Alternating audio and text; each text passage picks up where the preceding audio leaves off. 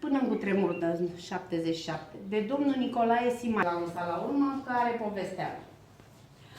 Bârnele sunt de întregul de 12 metri, cu ele tot din lemn, pătrățelele acestea. Da? Îmbinarea lemnului avea un cui din lemn, la pe acoperiș, e văzut în țintișoare. Ați văzut un plou, lemnul se puneau struguri, le dau la zdrobitor, cădeau în tocitoare, luați din tocitoare, puși în peasă. Dar vedeți că și tamburii tot din lemn. Știți că fierul oxidează. Da. De-aia oamenii nu mai ține vinul ani. Din cauză că e plasticul.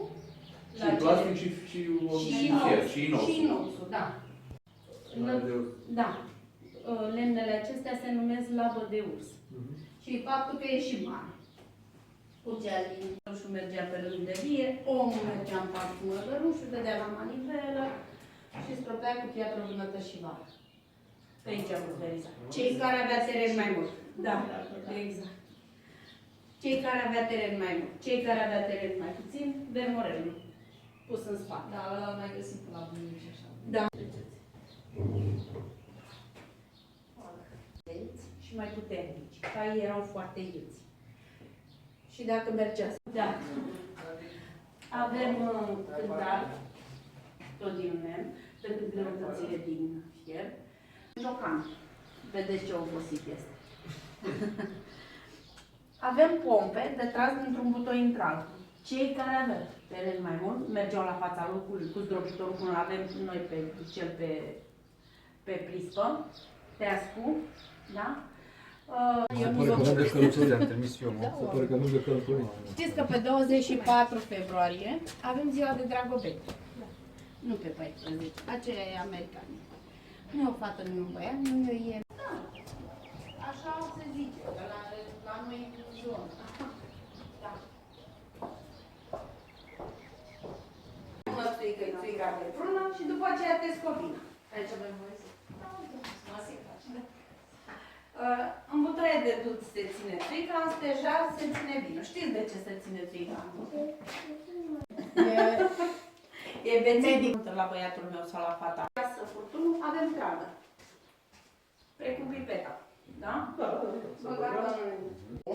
Avea 2-3 rânduri de vie. Și chelar. Chelar? Ține cheile la buzunar. Da.